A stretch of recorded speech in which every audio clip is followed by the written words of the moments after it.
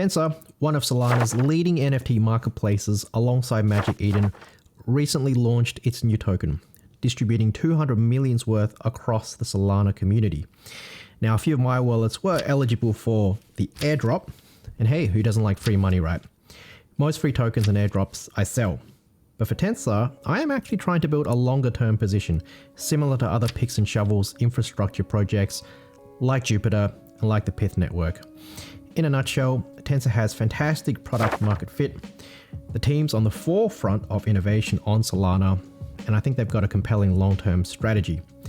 Tensor isn't just content on being the Binance or FTX of NFTs, offering the best performance and best spreads for pro NFT traders. They have loftier ambitions. We saw that the financialization of NFTs was heavily unexplored, both on Ethereum and on Solana. That's Richard, Tensor's CTO. It turns out Tensor wants to become the base liquidity and financialization layer for NFTs on Solana, which they're well on their way towards achieving. And this is what will enable some really interesting NFT use cases to flourish, with other teams across Solana building their own dApps and custom marketplaces on top of Tensor. That will be an incredible moat for Tensor, and they will become absolutely core infrastructure on Solana. And with Tensor's NFT collection, Tensorians, and its fungible token now released, ordinary investors have an opportunity to ride this potential wave, especially when the NFT scene really takes off again. But will NFTs take off soon? Well, NFTs have come a long way since the 2021 bull run, evolving from right-click JPEGs to collections that provide utility for some wider project, collections that provide token-gated experiences. We're seeing an industry trend towards tokenizing real-world assets, writing, music, tickets, hotel reservations, stocks, even real estate onto the blockchain. Here's Ilya, the CEO of Tensor. Half the assets in the world, maybe more, are non-fungible, and clearly everything is trending towards digitalization. So a lot of those assets are going to end up as NFTs. And what we're building is hopefully the liquidity layer that powers all of that. A key message is, as Web3 becomes more mainstream, NFTs, which serve as the vehicle for verifiable decentralized ownership on the blockchain, it's going to become increasingly mainstream. It has to, because the concept of ownership is fundamental to the products and services that we often use. Now, this means that NFTs will be integral to many Web3 experiences, helping Web3 products work the way they're designed to.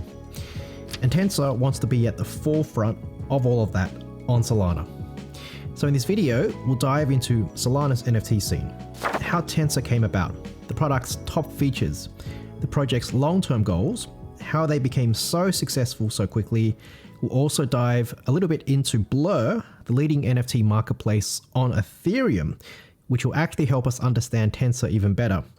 And that'll help us finish off with some price predictions. There's a lot to talk about, so get comfortable and let's dive on in.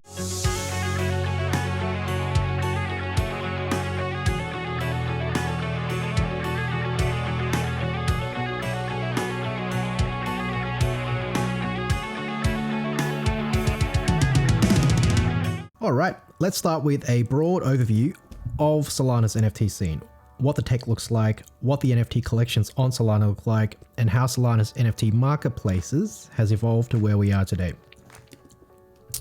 Now, the first NFT collections on Solana were Creatures, or Solarians, launched between March to April 2021.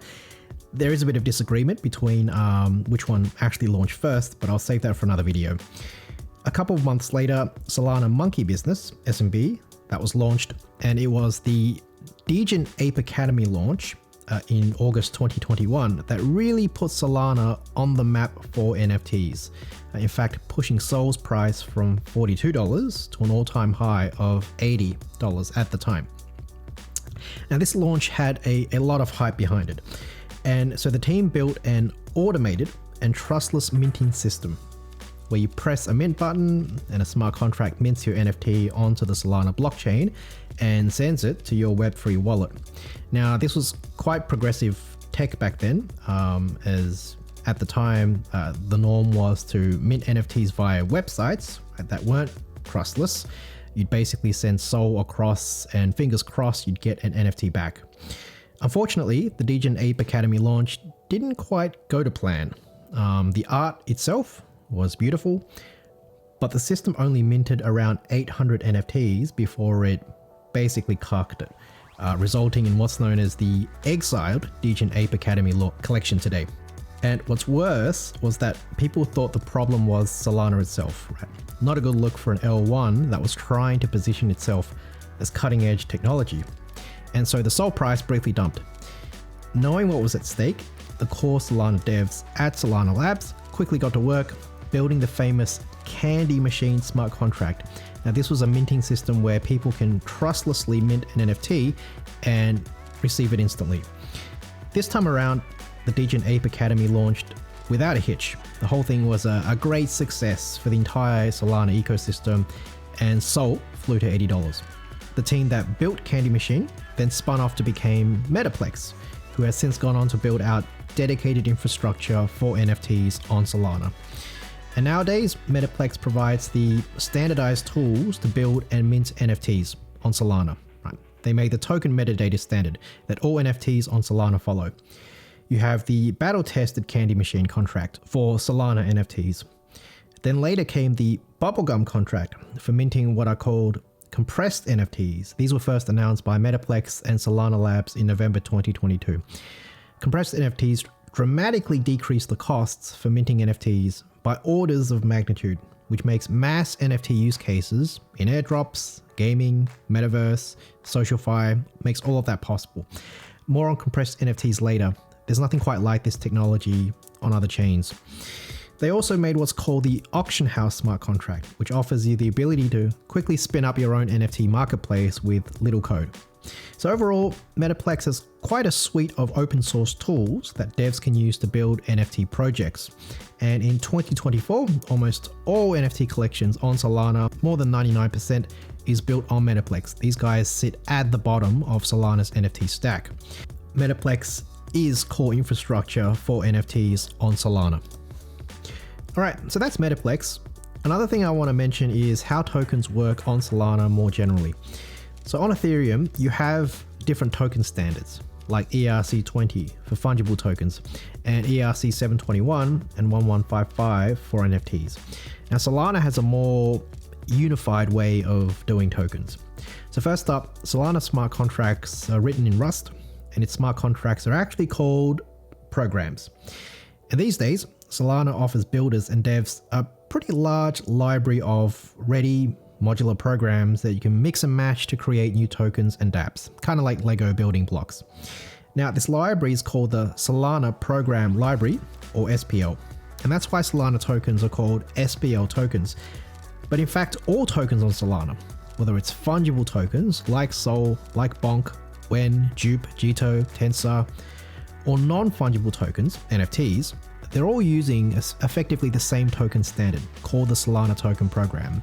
So there's this unified standard for creating tokens on Solana. And this approach trickles down some benefits for developers, such as not needing to write separate smart contracts for each NFT collection, something that you do have to do when making NFTs on Ethereum. In January 2024, Solana updated their token libraries, releasing around a dozen what are called token extensions. Now, these upgrades give all Solana devs a lot more functionality and flexibility, making it easier for real businesses and financial institutions to build on blockchain. Very important. To give you an example, the new Transfer Hook token extension allows stablecoin providers to deploy on-chain checks for KYC and money laundering. Now, as much as the libertarians might complain, compliance is a major thing in the post-FTX world. And Solana's pragmatism here is building out the foundations for mass adoption by being compliant with regulators. Some chains play the idealist and try to pull Web2 and TradFi into Web3, I guess by force, while others, like Solana, try to meet the world as it is in the middle, a more pragmatic play that might just end up being the route to the kind of Web3 mass adoption that we've all been waiting for. Another interesting token extension is the Permanent Delegate token extension. And this allows token issuers the absolute power to destroy a token. This is important for use cases like handing out licenses and credentials that might later need to be properly destroyed after it expires. Huge use case as identity is one of the real-world use cases for blockchain. Finally, another cool token extension is confidential transfers. Now, this enables businesses to easily pay you and keep parts of the transaction hidden on the public blockchain. Now, I can hear the libertarians screaming on this one, arguing that this flies in the face of one of the main tenets of blockchain and Web3, which is transparency and censorship resistance. I agree. But the reality is being able to mask parts of a transaction is a godsend for businesses who want to use the blockchain to, say, use for payroll purposes. A very common financial use case, which requires a certain degree of privacy. I'm sure both yourself and regulators appreciate not having the world snoop in on your latest paycheck. So, in a nutshell, Solana's tokens work a little bit differently. There's a more unified implementation where everything is basically an SPL token. And every now and then, the core devs at Solana Labs injects more features into the SPL token standard, which can then be immediately leveraged across the board on Solana. All right, let's now move on to Solana's NFT scene. Now, it's been 3 years now since collections like SMB and Degen Ape Academy launched on Solana. These were PFPs, or picture for profile collections, appealing to blockchain art collectors and hinged on continued support, community support for success. There wasn't really any real utility to these NFT collections. They are your classic, I guess you can call them JPEG NFTs, right? Mint or buy one to become part of a subculture. Use it on your social media profile to make it a part of your Web3 identity. But things have changed a lot since those days. You've still got PFP collections, right? In fact, they kept coming with big names including DeGods. But in 2024, I'd say the most compelling PFP collections offer something a bit more than just collecting art. Now, take Claynosaurs, for example, a lovable blue chip on Solana. I bought a few of these in late 2022 when Solana was down the dumps at $8 and people were worried that Solana was essentially doomed. I've since sold most of my Claynosaurs, but plan to hold on to this particular one forever because my girlfriend says that it looks like me when I'm being stupid, which is apparently all the time when I'm not at work or recording YouTube videos. Anyway, there are deeper reasons why I want to hold on to this GIF on a blockchain. Yes, the team is trying to build some gamification around it, but the bigger picture is they're attempting to build an IP around Claynosaurs in the real world. Right, that has the potential to make Clayno kind of like a Disney of Web3, right? With strong real-world brand recognition, toys and merchandise, real revenue. That's the dream, at least. But for now, it's just a PFP backed by a strong community with some soft plushies. All right, next up, Mad Lads. Currently the top blue chip collection on Solana. There's a very interesting story here. So Mad Lads unashamedly launched with no utility because the collection itself doesn't actually need any utility. It's being built by the team behind the Backpack wallet, making them one of the biggest innovators on Solana. You might have heard of Backpack. It's a pretty incredible Web3 wallet. The story goes back to 2020 when the Solana Foundation released the Solette wallet, one of Solana's first Web3 wallets. Now, this was before the days of Phantom. The really interesting thing was the team back then was actually trying to build order books on Solana. They realized they needed to build a wallet first to establish the infrastructure necessary to do what they really wanted to do, which was to build the order books.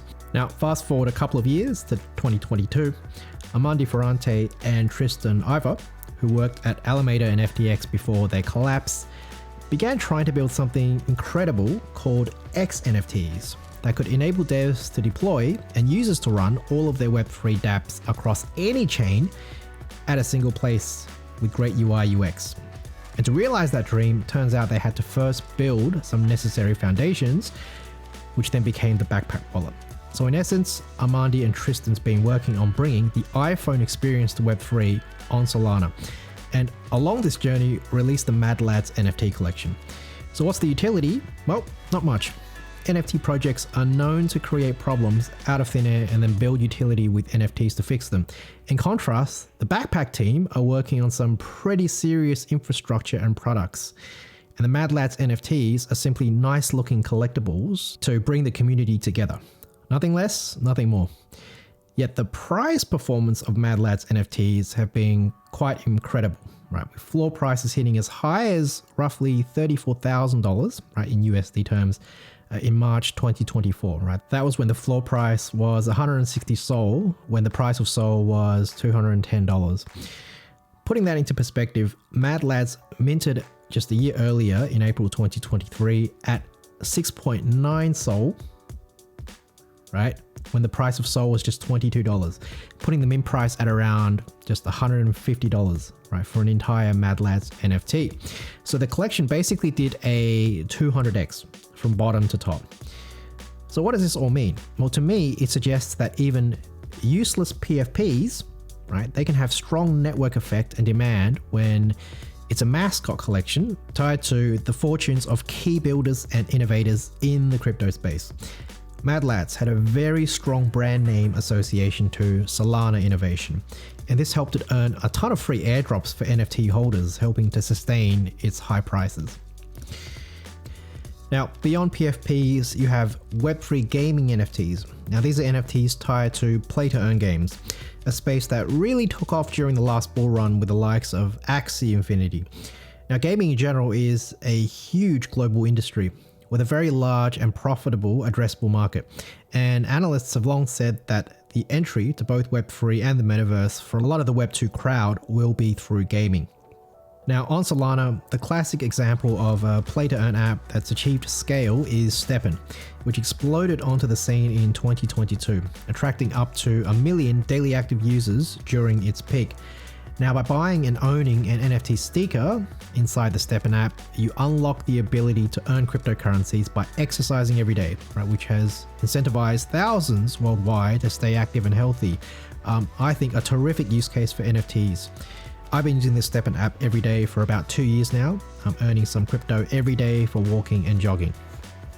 Some other big play to earn or GameFi titles on Solana include The Heist. Now, this is a risk-based idle game, which I quite enjoy. You can own ape NFTs and then go on loots and heist trips and earn cryptocurrencies.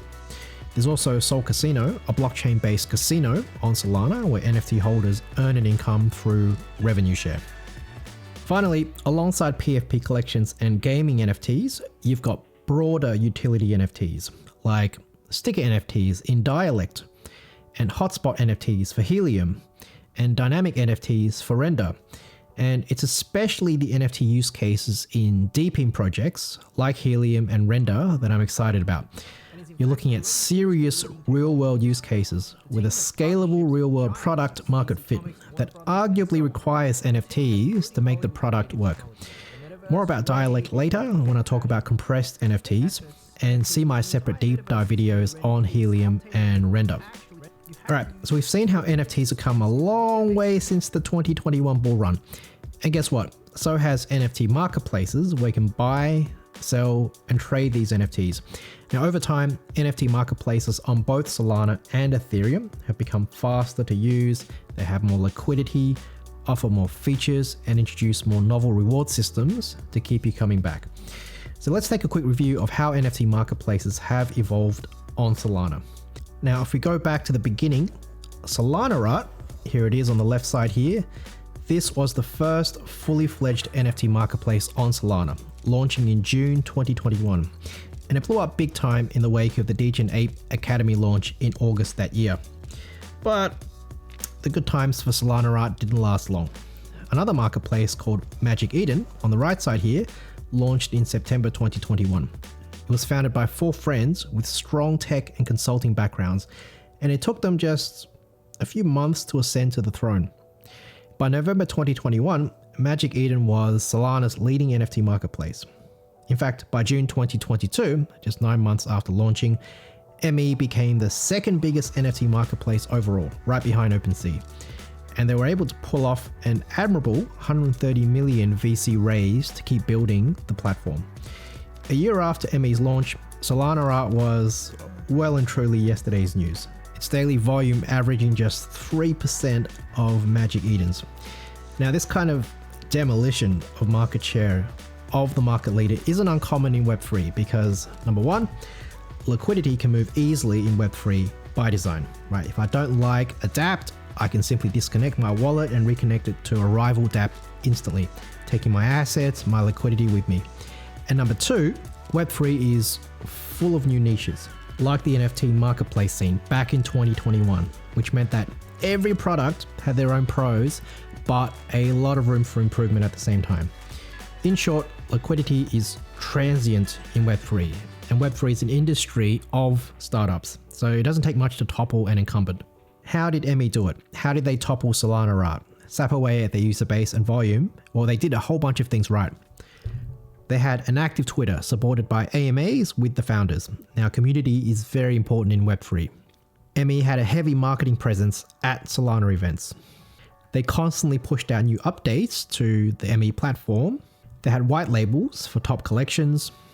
They even ran a launchpad to mint new NFT projects so that ME essentially became the place to come and discover the latest and greatest new NFTs on Solana. And finally, the team even had in-house account managers for NFT projects. So it was a winning formula, and by the end of 2022, Magic Eden was the NFT marketplace to beat. Absolute dominance, to be frank. But then, yep, you guessed it, like Solanart, Magic Eden's dominance as the leading Solana NFT marketplace didn't last either. By mid-2023, ME was well and truly being given a good run for its money by Tensor, a new up-and-comer NFT marketplace. So what's the story with Tensor? What was their product market fit? How did they rise to become the #1 NFT marketplace on Solana, especially by volume? And why do I think these guys won't end up being just another Solanart? So a bit of background about the founders of Tensor, Ilya Moisejevs and Richard Wu. Now these guys met in the early COVID days, hit it off on Y Combinator, or as Richard jokes, Tinder for co-founders, and began working on building something in Web3 together. Now both of them had come from a TradFi and Web2 engineering background, but became increasingly interested in Web3 as time went on. Now, Richard held stints at Shopify and Google and worked as a quant at Citadel before landing at 2 Sigma, looking at how to adapt AI research for finance use cases like predicting stocks. Now, I'm guessing doing some sensitive work there too, as 2 Sigma sent him on gardening leave for a year, something actually not uncommon for trading in hedge fund firms like Citadel, Jane Street, and 2 Sigma. Now, throughout these years, Richard was keeping his eyes on crypto, but there just wasn't anything compelling enough in the space to draw him in. The common impression of crypto was that it was a very slow database that happens to be permissionless. Then came COVID, the 2021 bull run, and lots of attention on Solana, which was positioning itself to be an alternative layer 1 capable of disrupting Wall Street, something I covered all the way back then. And Solana was technology that finally piqued Richard's interest enough to properly dive into Web3. And so when I heard about Solana in 2020 from my trader friends, they all mentioned how it was positioned as, the NASDAQ of the world, where it's permissionless, you can trade in sub 400 millisecond transactions. And that's what sort of got me excited about crypto, is that, oh, look, there's sort of these new chains that are much faster, higher throughput, and can actually support like high frequency trading. Now, moving on to Ilya, he first got into crypto around 2016 to 17. And was a bit of a degen with diamond hands. For whatever it's worth, I lost a bunch of money, but I didn't sell. And I held it all the way through the next bull market. Nice. Now, Ilya held a stint at Bank of America before getting into AI and anti-money laundering.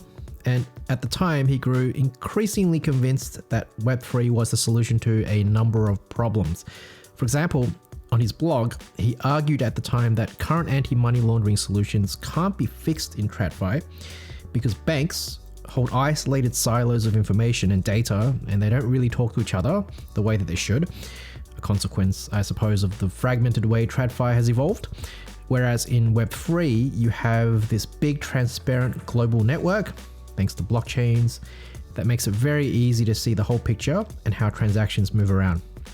Now, Ilya began dabbing in Ethereum smart contracts, but like Richard, jumped in with both feet once he discovered Solana. What basically made me fall in love with Solana was just the UX. It was like so smooth and so easy to use.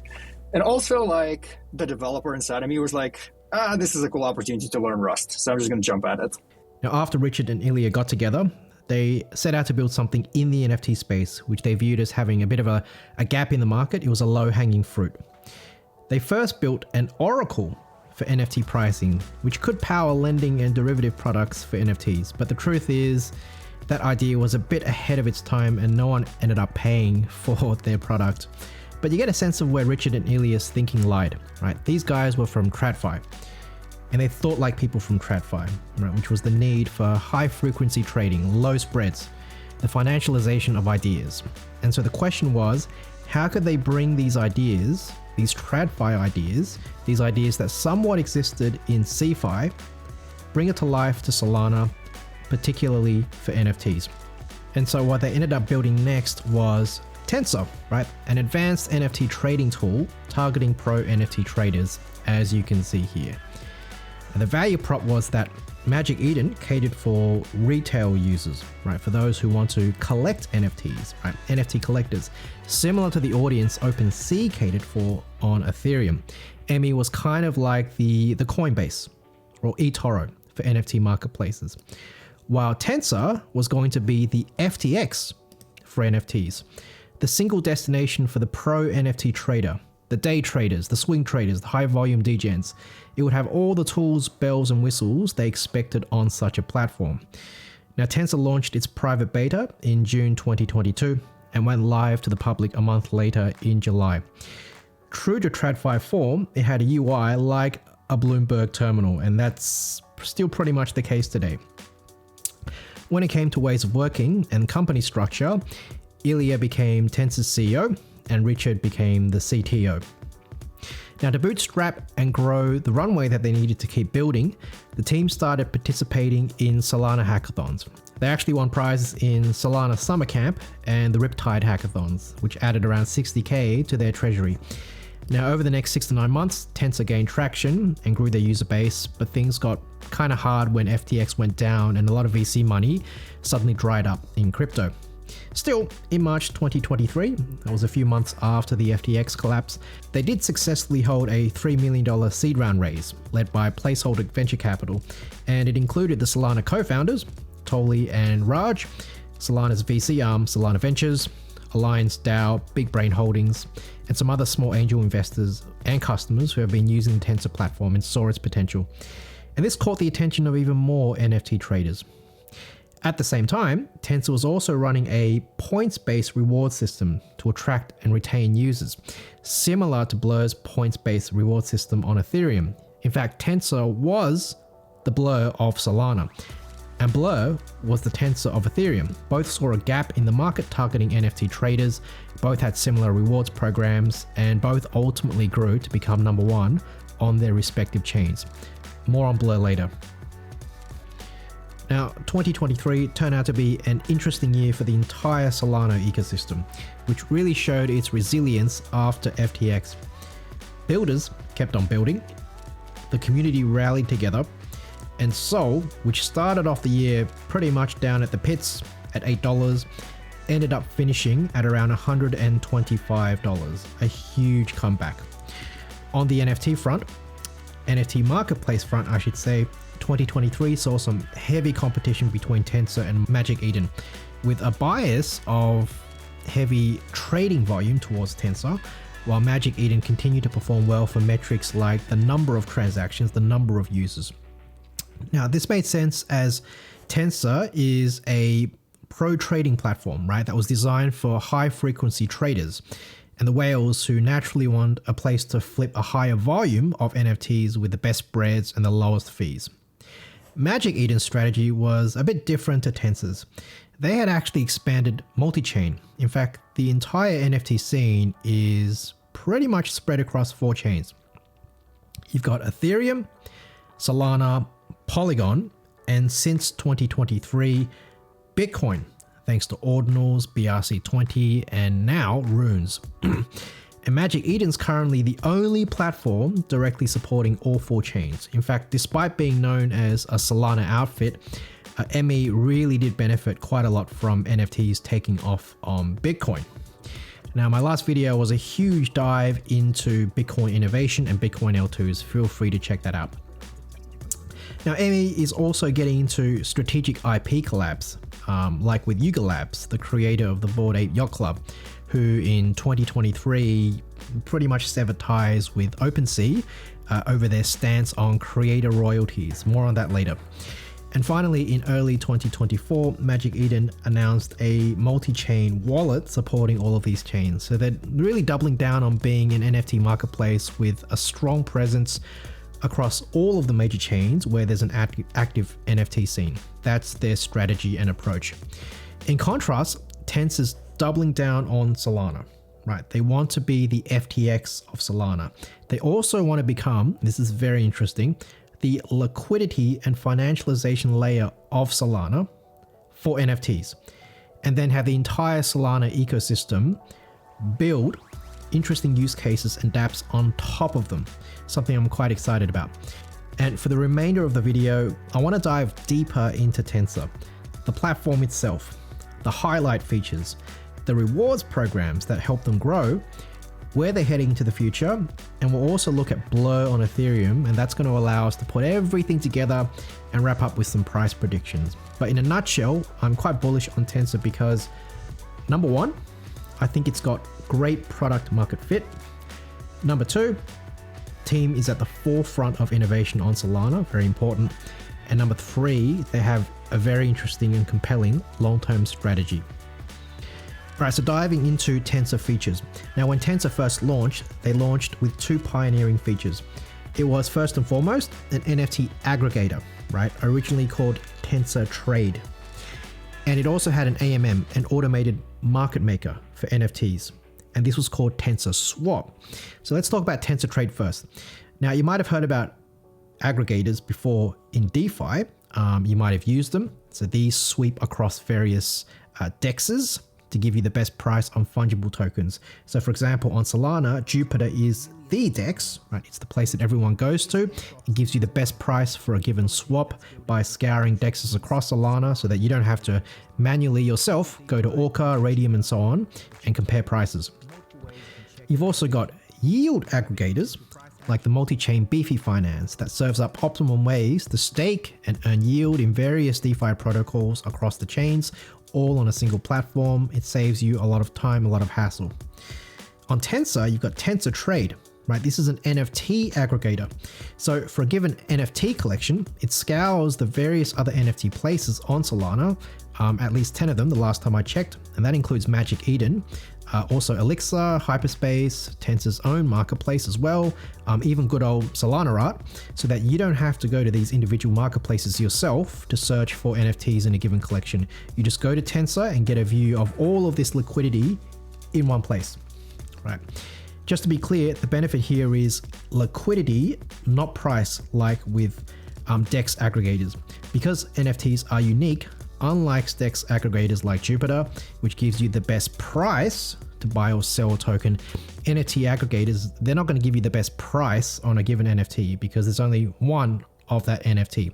Instead, what NFT aggregators allow you to do is it gives you all of that liquidity in a single place, right? It finds all various places on Solana where an NFT collection exists. If people are listing their Clanos across 5 different marketplaces, Tensor is going to give me a single view of all of that liquidity in one place. That's the benefit. Now, Tensor Trade also had a host of features that pro traders would find really useful, right? It was fast, right? The UI UX felt breezy. That was one of the first things I noticed actually when I first started using Tensor, right? The front end UI itself was composable and modular, right? So you can fully configure it and turn certain things on and off as you needed them. The whole shop front looked like a Bloomberg terminal from TradFi, and that was by design. And if my memory serves me correct, it's something that Ilya once remarked as an interface, a look that you either loved or hated. Like, people love it or hate it. There's very few people in between. They either like really like it or they just like think it sucks. That's fine. And Blur's UI, by the way, looks very similar, right? You've got that modular Bloomberg terminal aesthetic. You also had that trading view integration, right? And live floor price chart for easy up-to-date price action, right? Traders could chart NFT prices like they would with fungible tokens. You can identify support and resistance, draw trend lines, use momentum indicators, and essentially otherwise carry your technical chops over to the NFT world.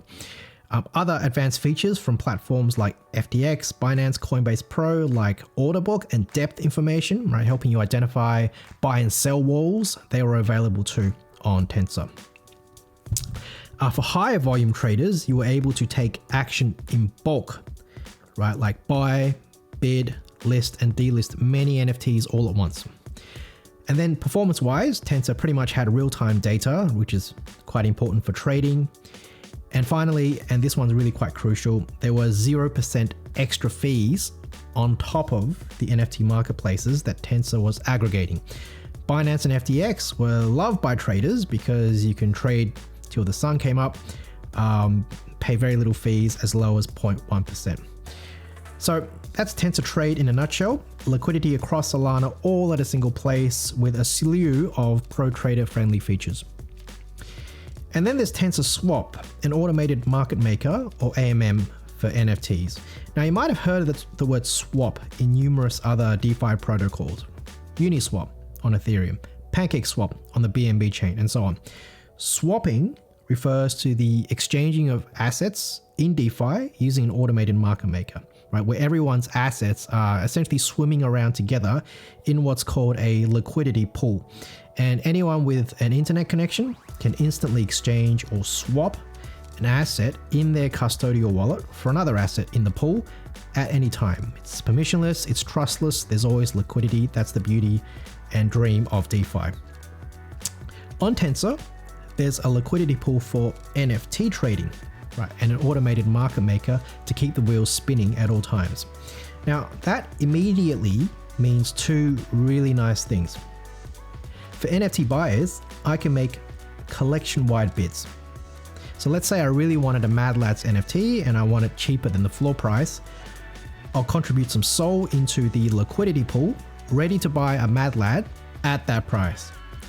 And for NFT holders, for Mad Lad holders, for instance, I've just provided liquidity for that holder to instantly sell into, right? They've got instant sell side liquidity, which is important because NFTs are, well, they're notoriously illiquid, right? But now, all a seller has to do is press sell now to instantly cash in on the highest collection-wide bid that users have submitted on Tensor. Sellers have this instant exit liquidity if they want it. Buyers get to buy an NFT at a slightly discounted rate. It's a win-win situation for everyone. All right, so that's Tensor Trade and Tensor Swap in a nutshell. Two headline features at Tensor's launch back in 2022. Fast forward to today, Tensor no longer brands these features under the Tensor Trade and Tensor Swap banner.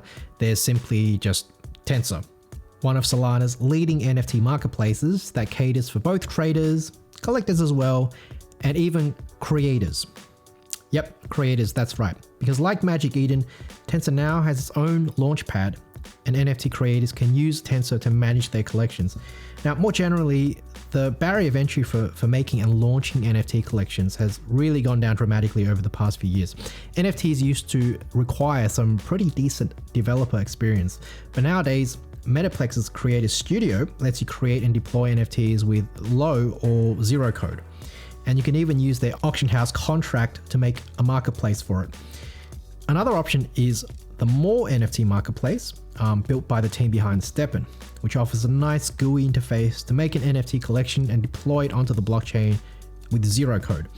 You can even use the in-house AI to create the art, which would mean More allows you to create and deploy an NFT collection end-to-end with no code needed at all. No need for dedicated artists or developers. The value prop is you can do a lot of the PFP. You can make the PFP collection entirely yourself, freeing up your time to work on utility for your wider crypto project. Now, none of this should come as a surprise because as technology matures, it becomes easier to use and ends up being democratized to the masses. And we're seeing this across Solana, various Solana NFT marketplaces and Launchpads. The bottom line is these days, it's just not that difficult to make an NFT collection anymore, which is very cool. All right, to give you an example of Tensor's innovation bringing advanced financialization to NFTs, I want to dive into a couple of my favorite Tensor features, right? And you don't even have to be a pro trader to want to use these. The first feature is what's called a market making order. Now, this is a double-sided order, right? Something you can do on some centralized exchanges, and it essentially automates buying low and selling high, which is the holy grail, right? Essentially what market making orders do is you're setting a buy limit order and a take profit order on NFTs at the same time.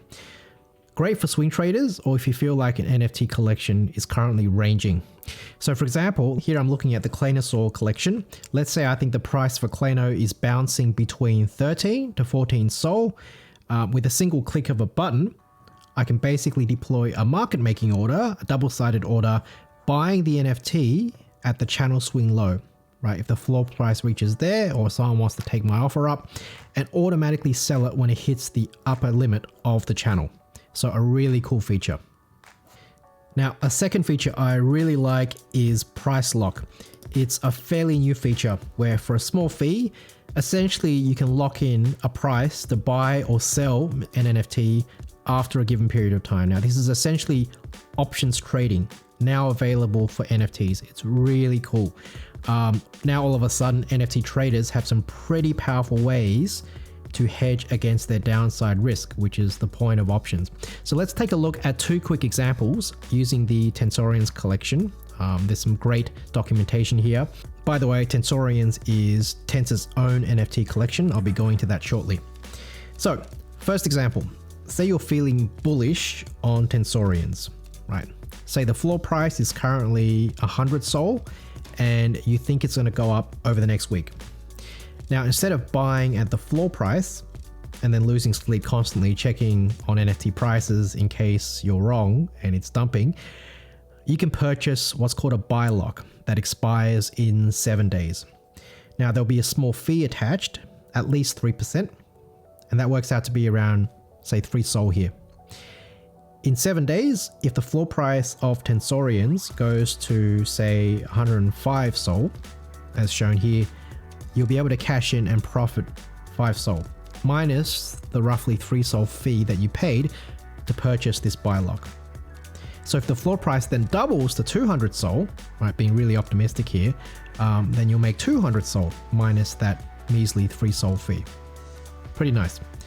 On the other hand, if the floor price of Tensorians dumps below 100 Sol, this is where things get interesting, then nothing happens, right? You'll lose the fee that you paid, but that's it. Tensorians could dump 10%, 20%, 50%, but the most you lose is that roughly 3% fee that you paid.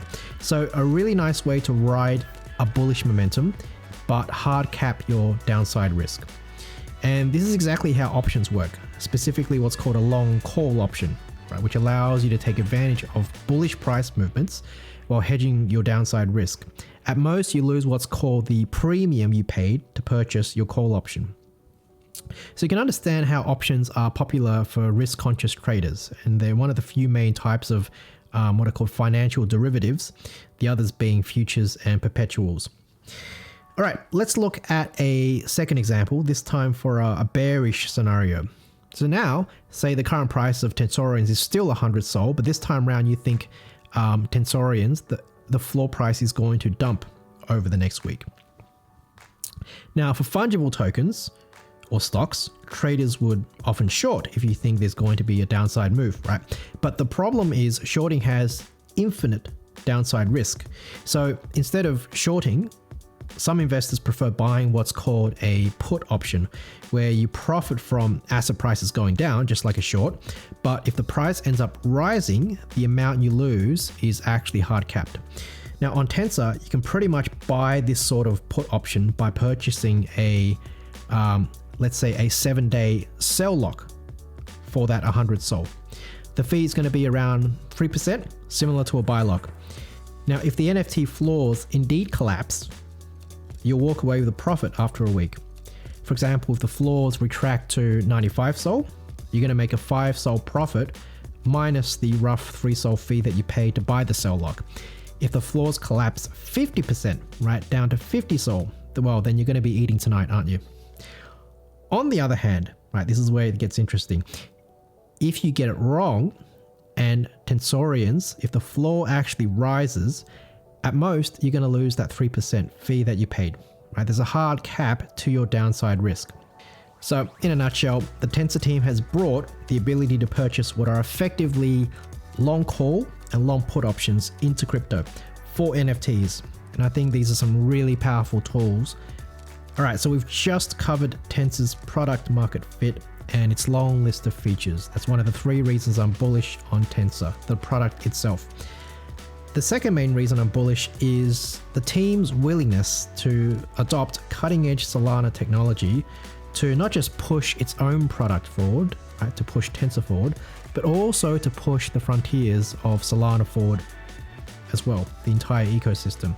So for example, Tensor, speaking of innovation, Tensor was one of the pioneers that enthusiastically adopted compressed NFTs in 2023. They were one of the first marketplaces to make compressed NFTs available to buy, sell, and trade. Now, what exactly are compressed NFTs? And you're in for a treat if you haven't heard of these before. Why are compressed NFTs such a big deal? So, compressed NFTs, they were announced by Metaplex and Solana Labs back in around November 2022. And they use a data structure called Merkle trees to dramatically decrease the cost of minting NFTs. Right, we're talking orders of magnitude, potentially thousands of times cheaper to mint NFTs than Candy Machine, which was already a lot cheaper than Ethereum. You see, normal NFTs on Solana, and I mean the uncompressed ones from Candy Machine, they scale up linearly with the number of NFTs minted. So in other words, you mint 10 times more NFTs, the fee in Solana needed, the fee in Sol needed to mint that goes up 10 times too. You mint 100 times more NFTs, you're going to be paying 100x more in Sol, right? The cost scales up linearly. With compressed NFTs, the way it works is that you take all of the data of the NFT and you hash it, right? Now, hashing here means that you apply a cryptographic hash function that grabs your data and it basically spits out this unique string of characters that represents your data, and that's the hash. Right, it's basically a digital fingerprint of the NFT's data.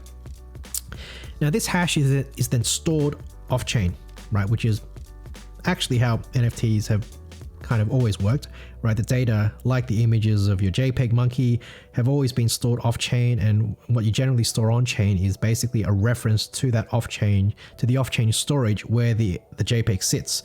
But with compressed NFTs, only the hash remains on-chain, and everything else, right? Images, videos, music, whatever the actual real data is, that's stored off-chain. Now, this dramatically reduces the amount of data you store on the blockchain, right? On-chain, which means less data needs to be recorded on-chain, which means much lower transaction fees. That's the crux.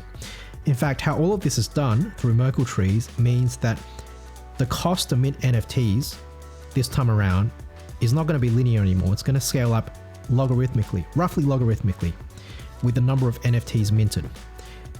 So as you mint more and more NFTs, the increase in minting costs actually start to diminish and plateau, right? So if you mint 100 times more NFTs, you're not going to be paying 100 times more Sol anymore, more like just double or triple, right? Huge difference.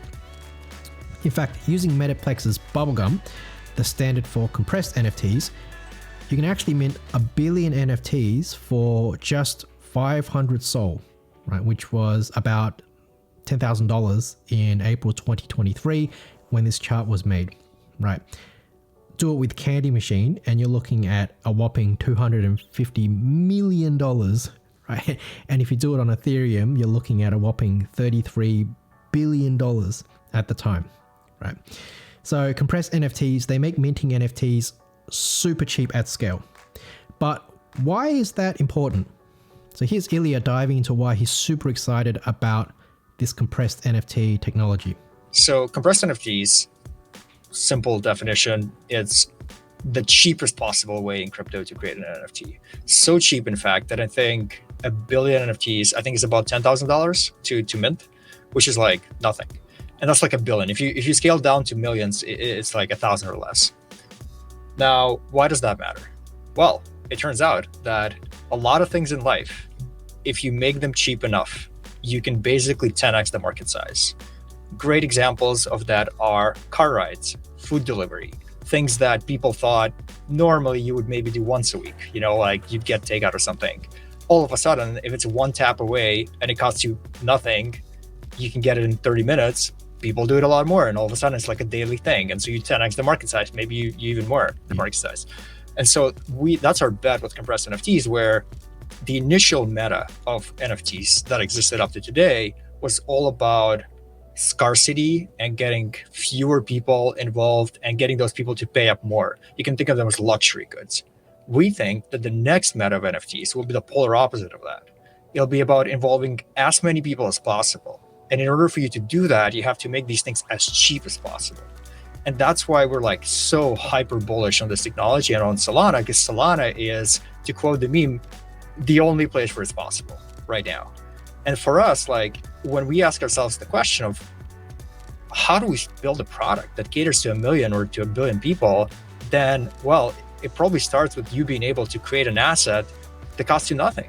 All right. I think the key takeaway here is as blockchain use scales in a decentralized internet of the future where there are potentially billions of users or millions of apps, there needs to be the ability for chains to mint enormous numbers of NFTs at scale so cheaply that it basically feels free. And that's what compressed NFTs enable. And it's a uniquely Solana feature at the moment.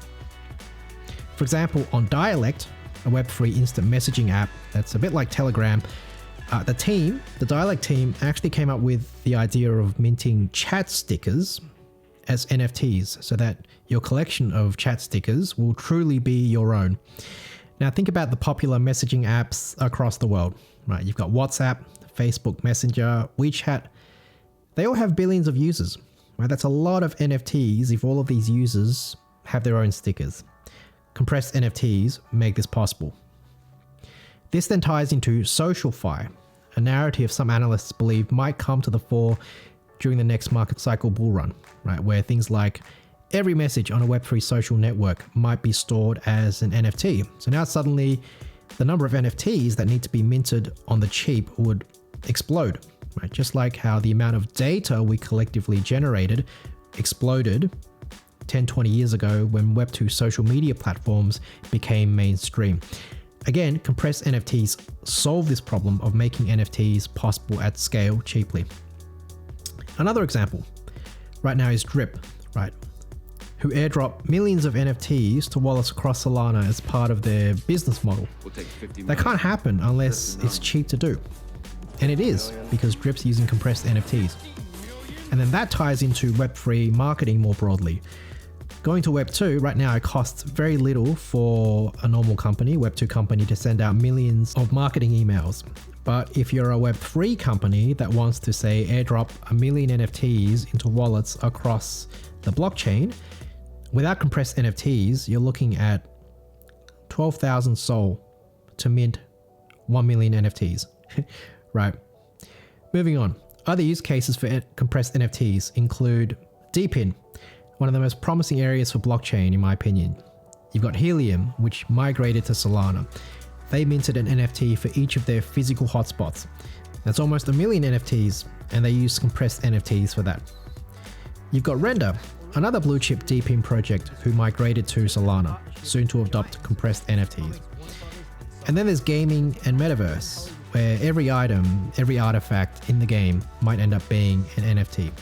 So you can see that compressed NFTs they're hugely important for mass adoption, right? And they unlock new use cases for blockchain technology that just wasn't possible until now. And it's one of these technologies that makes Solana, people argue that, well, it's only possible on Solana, right? And Tensor happened to be one of the first marketplaces to embrace and adopt compressed NFTs. And this leads me to my third and final reason for being quite bullish on Tensor, which is their long-term outlook, their long-term strategy. And it isn't just adding more bells and whistles to Tensor, right, and making it more attractive to both pro traders and NFT collectors. Tensor's broader goal, or their North Star, as they described it on Bankless, is to become the liquidity layer for NFTs on Solana, which means Tensor is the place to go for everyone to provide their soul, to buy and bid for NFTs, And it'll be the place that aggregates all of the NFT liquidity across Solana, right? Making it available on one single platform. And that's when magic things happen with the next generation use cases surrounding NFTs. The high-level statement of what Tensor is going to become is we want to become the financial stack for NFTs on Solana. That means we want to capture as much of any sorts of financial transactions involving NFTs on Solana. And that might mean tracking market share in some respects. That might mean tracking the number of users interacting with NFTs on Solana and how many of them are interacting with our smart contracts. I think our North Star is basically we want to become the base liquidity layer for NFTs on Solana. So we first started off with this NFT marketplace. You can think of that almost like a spot exchange for tokens, right? Or in TradFi, you have like these spot exchanges like NYSE or NASDAQ. And a lot of liquidity flows in and out of there. People perform arbitrages between the spot market and perhaps derivative markets. They hedge using the spot market, so on and so forth. That's almost like the base layer and fundamental to us building this financial stack. Now that we have, the vast majority of liquidity on Solana for that market, for that spot exchange for NFTs, now you can start building more interesting things on top that enable different ways of trading, different ways of financialization. So that's really what we're trying to push towards is we want to build the fundamental protocols at the very bottom of financialization for NFTs, and then have other people build on top of us, right? Instead of trying to own the entire pie, being a closed ecosystem, we think one thing that's special about Web3 is the idea of composability and actually having other people build stuff on top of us that we wouldn't have the bandwidth or the time or even the expertise to build. So if someone wanted to build a vertical marketplace for RWAs, but they don't want to chew glass and figure out how to write a robust, battle-tested marketplace to enable the transactions of these RWAs, they can just build on top of Tensor. We'll give them plenty of incentives. We'll essentially give them access and distribution to all our existing users who are already using our protocols and can see all of their listings that they would put up on the protocol. And then it's just a no-brainer for someone to use our protocol versus completely reinventing the wheel and trying to build their own marketplace. All right. So as Richard explains, Web3 excels at composability, right? Where dApps and services are like Lego blocks that you can stack on top of each other and you can daisy chain together to create new end-to-end products and services. Once Tensor can be the dominating one-stop shop for NFT liquidity, other dApp builders can come and build their own businesses on top of Tensor and leverage all of that liquidity to drive new products, drive new use cases. It's a similar idea to businesses building on top of public cloud infrastructure, for instance, like AWS or Azure, right? Leveraging its ability to hyperscale compute when needed. Or it's like how small scale entrepreneurs build their own businesses and shop fronts and stores on eBay, leveraging eBay's mature and proven distribution systems. Or how mum and dad investors can rent out their investment properties on Airbnb, leveraging Airbnb's liquidity of global travelers seeking accommodation, right? The idea is Tensor brings to the table some capabilities, tools, and network effects that would be exorbitantly expensive to build from scratch, right? In this case, a chain-wide level of liquidity for NFTs and a large user base. And that means if you want to build a small business on Web3, if you want to build a dApp with NFTs, you don't have to worry about all of this difficult infrastructure related to NFTs. Tensor's got that covered. You don't have to worry about it. You can just build on top. Here's Ilya talking about the future of NFTs and why Tensor's strategy here makes sense. Think about NFTs. They're very diverse. And, by definition, they're non-fungible. They're all very different. And it probably doesn't make sense to have a single UI where a real estate deed trades next to a whiskey bottle, trades next to a punk to a Mad Lad. JPEG. You probably want verticalized, catered UIs to different use cases. And we can't build all of them. They're just fundamentally impossible. But what we can do is build that single unifying liquidity layer that everybody settles back into. So everybody gets the benefit of shared liquidity. And then give people easy building blocks that they can use to spin up their own UIs. And that way you kind of get the best of both worlds. You know, like you decide to spin up a marketplace for your like OpenSea collection, while all the Tensorians are supporting you because you're building on top of Tensor. Like we all have your bag. Maybe there's a grant for you to build on top of us. We give you all the APIs. We give you the smart contracts. We handhold you. It's like a lot easier for you as a builder. But at the same time, you're getting that like very dedicated custom experience that is awesome for just your users. That's how we see the future for NFTs. So the takeaway is, look, there's a world of things that you can tokenize onto the blockchain, and that's where the trend is heading. And the crowd for, say, real estate is going to be different to the crowd for whiskey, which means you need bespoke marketplaces for different NFT niches and products. A real estate showroom in Web3 is going to look fundamentally different to a Web3 shop front for alcohol, right? And Tensor enables a real estate mogul who wants to tokenize real estate and a whiskey connoisseur who wants to open a Web3 alcohol shop to build that front end that makes sense for their business, right on top of Tensor's battle-tested infrastructure. Now, going further, Richard explained in the same interview how all that liquidity Tensor works hard to gain isn't actually their moat, and it can't be, because liquidity in Web3, it can be rugged in an instant, to put it simply, right? And I say rugged in terms of being rugged by the user. If there's a new NFT marketplace that's better than Tensor, all I gotta do is unlist my NFTs if I've got any listed, pull out any Solana, any Sol that I have in Tensor's liquidity pools, if I put any in, and then simply disconnect my wallet and I'm completely gone. I've rugged the liquidity from Tensor, I'm gone, right? The real moat in Web3 is composability, where others build on top of you and then having their custom solution, using your tools and infrastructure, it becomes expensive, hard, and annoying to leave. That's the moat. I think in Web3, liquidity is not a moat. It is not a sufficient moat, and that is because like we oftentimes compare marketplaces in Web3 to marketplaces in Web2, and we say that, oh, eBay has a bunch of supply and demand, and that is their moat. But if you think about like why that's a moat for eBay, it's because the friction of switching from eBay to some other, eBay verticalized marketplace is pretty high for both the supply side and the demand side. If you think about like the supply side, someone who's selling coins on eBay already has this very like tried and true process of like one, picking the coins that someone's just bought, putting it into the mail and sending it via eBay instructions, right? If you move to a completely different platform, completely changes your process, and so there's no reason for someone to switch from eBay to another marketplace very easily. But if you think about like Web3, everything is digital, and it's very easy. Everything is digital and composable. All you need is a wallet, and you can connect permissionlessly to any marketplace.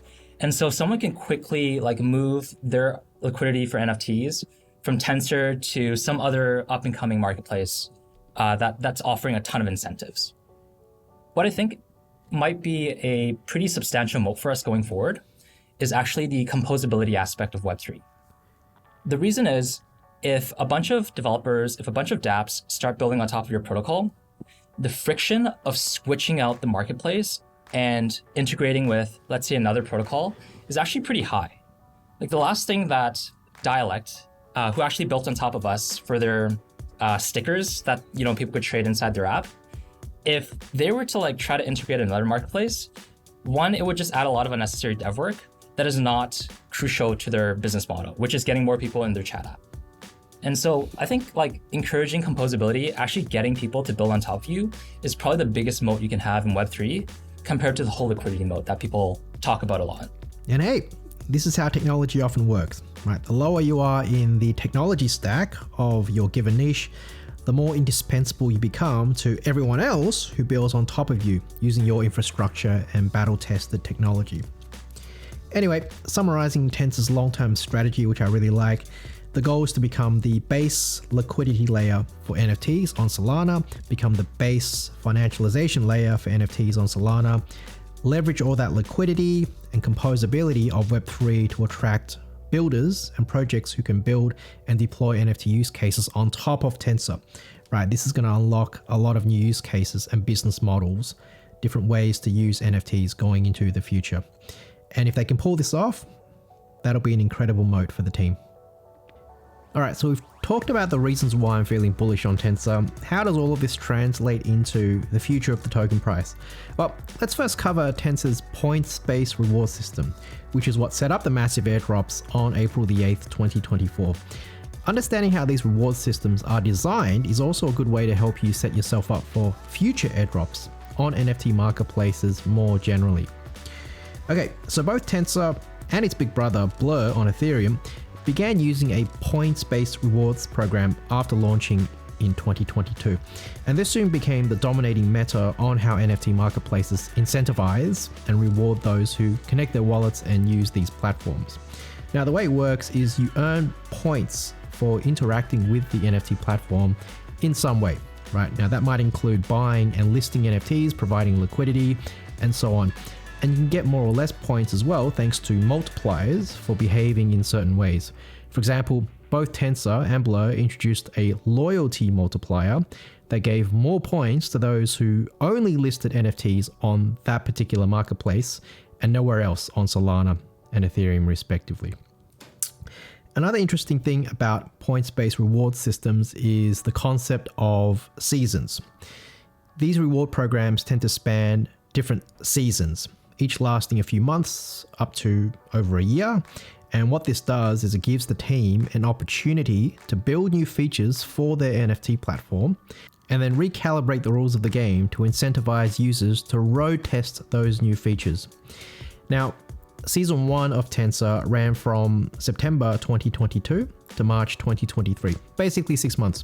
And if we look across the 3 seasons so far on Tensor, the main takeaways are you earn points that translated into earning what were called NFT boxes. These contain shards, which could then be used to mint a Tensorian NFT, Tensor's own NFT collection. 10 shards gave you 1 Tensorian NFT.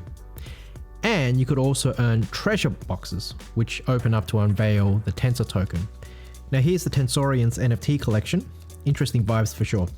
Tensorians was launched in November 2023, and it was actually the first major 10K compressed NFT collection, aligning with Tensor's ethos of being technological pioneers, as we covered earlier.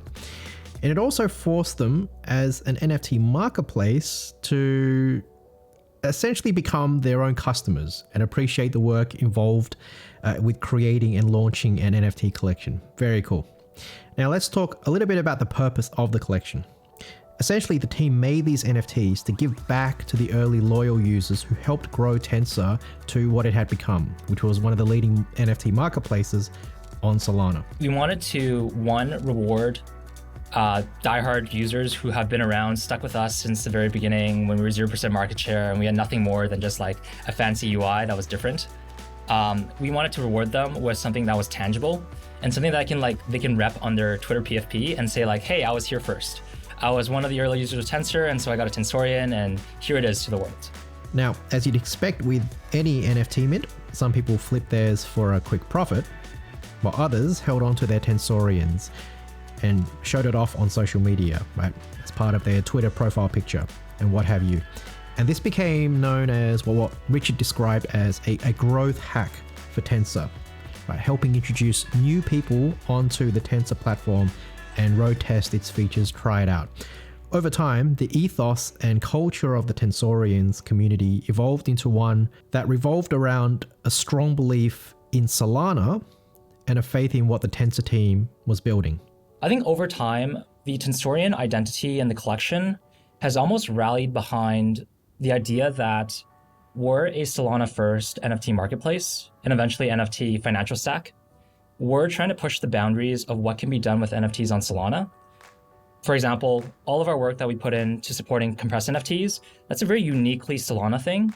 And we were one of the first ones to jump on it, if not the first marketplace to jump on it. And I think that's what people are rallying behind, in that we're double downing on Solana and seeing what we can do on this chain. And that is basically what our community has become. It's everyone who believes strongly in Solana, the future of Solana, why it's going to be one of the top L1s, one of the highest throughput battle tested L1s out there. And they just want to support us on the way. They just want to support Tensor in achieving, our vision for NFTs.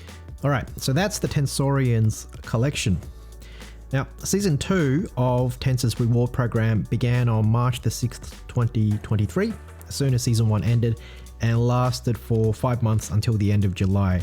Now, while Season 1 rewarded the broader Solana ecosystem, Season 2 was more focused in how it gave out its rewards. Specifically, Tensor rewarded users who listed NFTs, bid on NFTs, and submitted market-making orders. Now, you might be able to see the intention here, right? Especially if you paid close attention to when we were speaking about long-term Tensor strategy earlier on. The Tensor team wanted to reward behavior that provided liquidity. Why? Because Tensor wanted to be the pro trader platform for NFTs, right? If you want to be an FTX, Binance, or Coinbase pro for NFTs, you need spreads to be low so that people are getting really compelling prices when trading. And that means you need plenty of liquidity on the platform. And so that's what Season 2's rewards facilitated. It helped attract a ton of liquidity to Tensor as users came to list all of their NFTs, to bid on NFTs, to submit market-making orders, so that NFT buyers had a lot of liquidity to choose from, and NFT sellers had instant liquidity to sell into, thanks to a high volume of collection-wide bids. Now, Season 2 also introduced something called loyalty. If you want to earn maximum points, and hence the most number of NFT boxes, make sure you're only listing your NFTs on Tensor. Now, a week after Season 2 ended, traders opened up their NFT boxes on August the 7th, 2023 to unveil shards, which were later used to mint Tensorian NFTs. Pretty cool. Season 3 started where Season 2 left off, beginning on July the 30th, 2023, and ended on April the 3rd, 2024. Now, while Season 2 helped Tensor attract a lot of liquidity it so desired, and ultimately rewarded its users with NFTs from its Tensorians collection, Season 3 rewarded users with treasure boxes. Now, these treasure boxes contain the Tensor token. In fact, the team launched the token on April the 8th, 5 days after the end of Season 3. A lot of users across Solana got some Tensor tokens. Because Tensor had become such a popular NFT marketplace by then, there were a lot of NFT buyers across Solana who had already used the Tensor platform, which made them eligible for some Tensor tokens. And that included 3 of my own wallets, which had made bids and listed NFTs on the platform over the past year. So this was another high-profile token launch.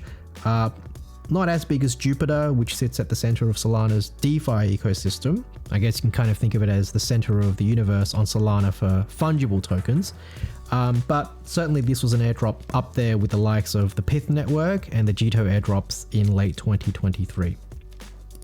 Now, the utility of the token is governance, right? Which isn't too surprising. NFT marketplaces on Ethereum, like Blur, X2Y2, looks rare, Rarible. When they launched their own tokens, they were governance tokens as well.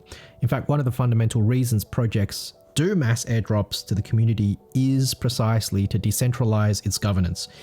The idea is, in one fell swoop, via a big airdrop of some kind, the team can make its entire community have a stake in the project by seeding its token across thousands of wallets all at once.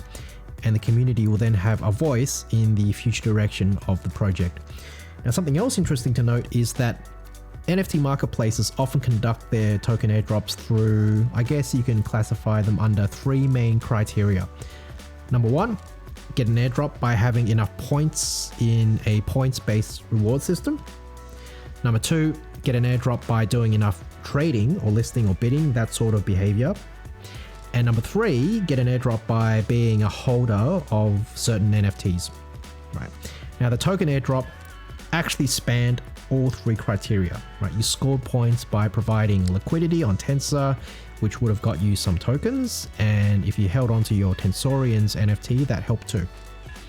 All right. So wrapping up our deep dive into Tensor, if you're here watching this video mainly because you want to make money, you're probably thinking, if Tensor can retain its position as one of the top NFT marketplaces on Solana, if it can keep delivering advanced financial products around NFTs, if it can fulfill its mission to become a base liquidity layer and financialization layer on Solana, what does all of that mean for the Tensor token that's now out, right? Is the token going to moon? Under what time frame? Or will it stay stagnant because the token is just a governance token? Or maybe price action will be muted as the NFT scene is yet to really experience a real bull run since 2021. Now, the problem is Tensor's a new token and we don't have much price action history to go off, but Tensor's journey is actually quite similar to that of Blur on Ethereum, and we have a lot more data on the Blur token. So what we can do is gain some understanding about Blur, its own journey on Ethereum, the similarity and differences between Blur and Tensor, and I can tell you there are a lot more similarities than differences, and that'll help us make some educated projections on the Tensor token. Alright, so what's the deal with Blur? Blur is Ethereum's top NFT marketplace, and it was founded by a dude called Pacman. Now his real name is Tishan Rager. Now his first name's actually pronounced Tieshan, which means Iron Mountain in Chinese. Pacman is half Chinese and he moved to the US as a kid. But because his whole name is a little bit tricky to pronounce, everyone in Web3 calls him Pacman, and he prefers being called Pacman. Now what's interesting is Pacman didn't actually dox himself until about a year ago, around mid-2023. I remember this great interview he did on Bankless in Feb of 2023 where he covered himself with his signature anime emoji. Now being anonymous in Web3 can be, it's a bit of a red flag, right? But Pacman didn't really need to hide anything. He's been a serial entrepreneur and an incredible builder since a young age. Right, so here's a brief lowdown on that. So when Pacman was 15, a CEO of a t-shirt printing startup in Silicon Valley, Teespring, gave him a job after Pacman casually built a competitor to his business for fun. Now, a year later, at just 16 years old, he dropped out of school, started his own company, Stealth Intro. He went through Y Combinator, ended up being the youngest in his cohort, and he later founded Namebase, right? A well-known Web3 company that allowed you to buy Web3 domains, similar to DNS in Web2. Now, Pacman later went back to school, right, going on to study maths and computer science at MIT, which is quite incredible given the self-inflicted gaps that he would have had by dropping out of school at just 16 years old. Now, by the end of 2021, he had raised $5 million for Namebase, and then sold the company to Namecheap, landed himself a Theo Fellowship, and went to MIT.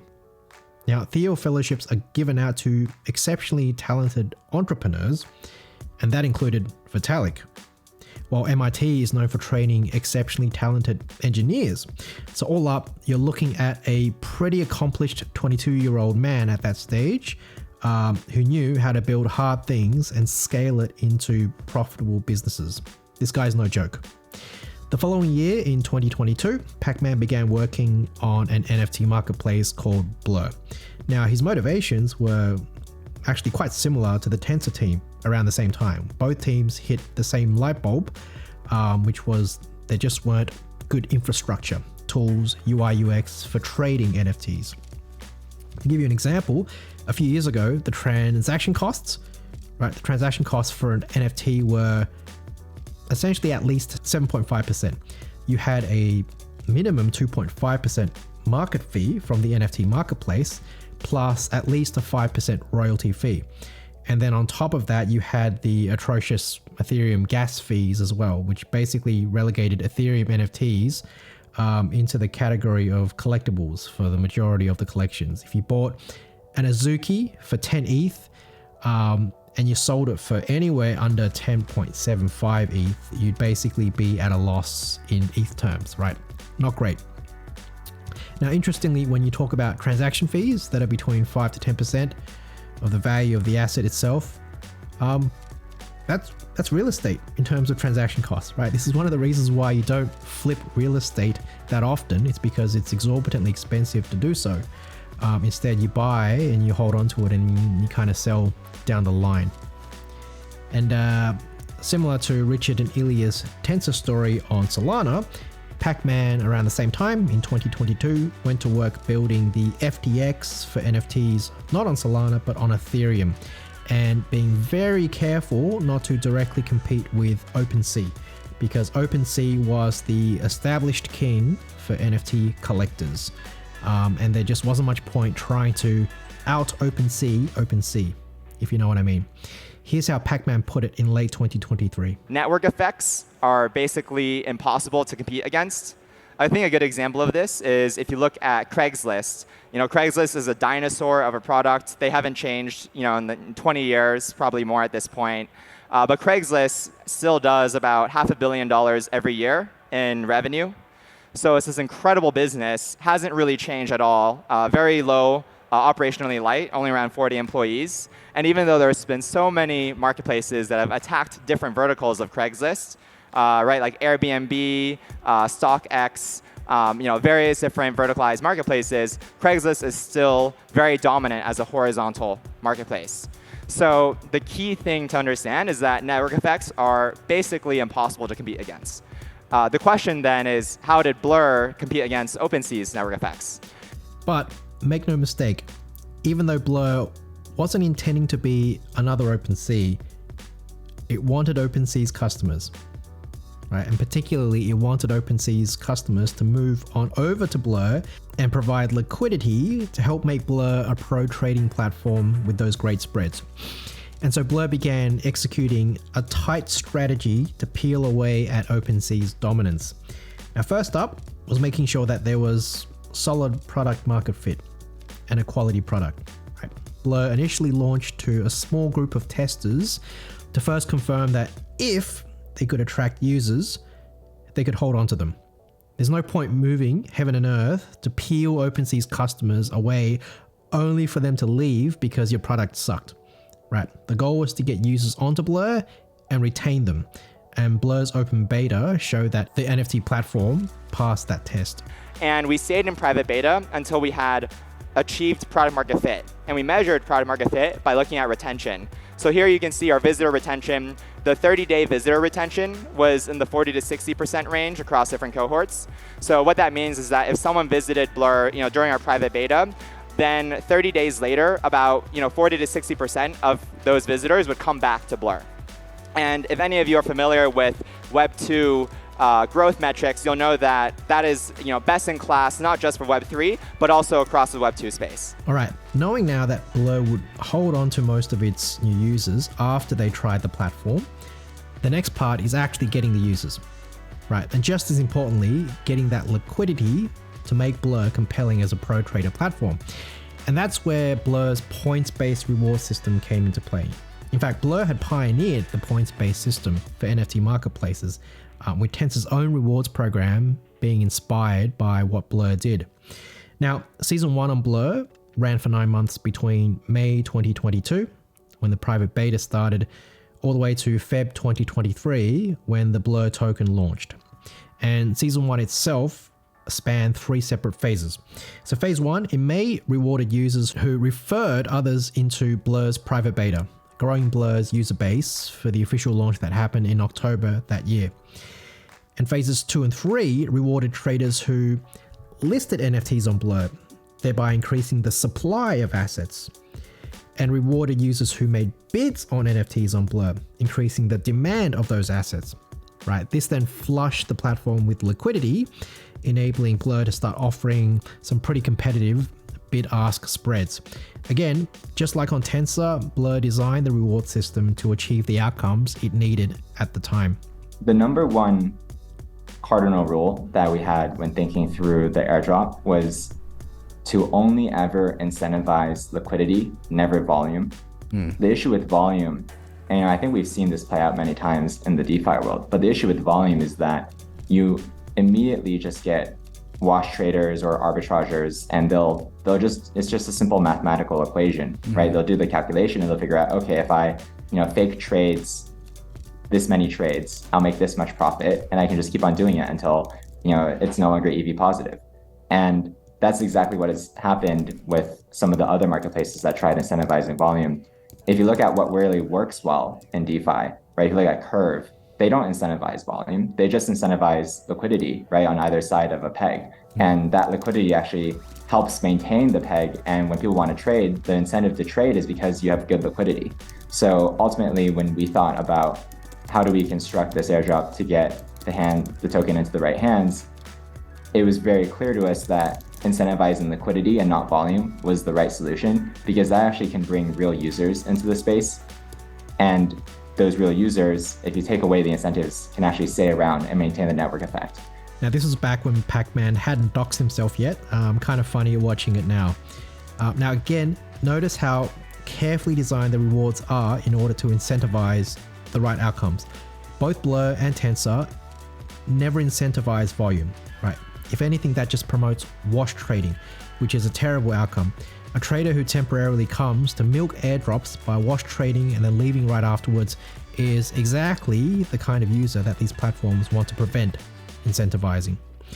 Now, at the end of season 1, which was on Feb the 14th, Valentine's Day 2023, coincided with the Blur token launch, where 360 million of its new token was airdropped to the community, rewarding those who had earned points over the past 9 months. Season 2 then kicked off and lasted 9 months from Feb to November 2023. Users ultimately earned Blur care packages with different rarities, right? Uncommon, rare, legendary, mythical, and these rarities scale up exponentially in value. Right? One mythical box is equivalent to 100 uncommon care packages. Now, the rewards contained within these care packages were more Blur tokens, right? 300 million in total, distributed to users at the end of that season. Season 2 also introduced the concept of loyalty, right? Similar to what we saw on Tensor. Season 3 then kicked off, and we're currently still in season 3, right?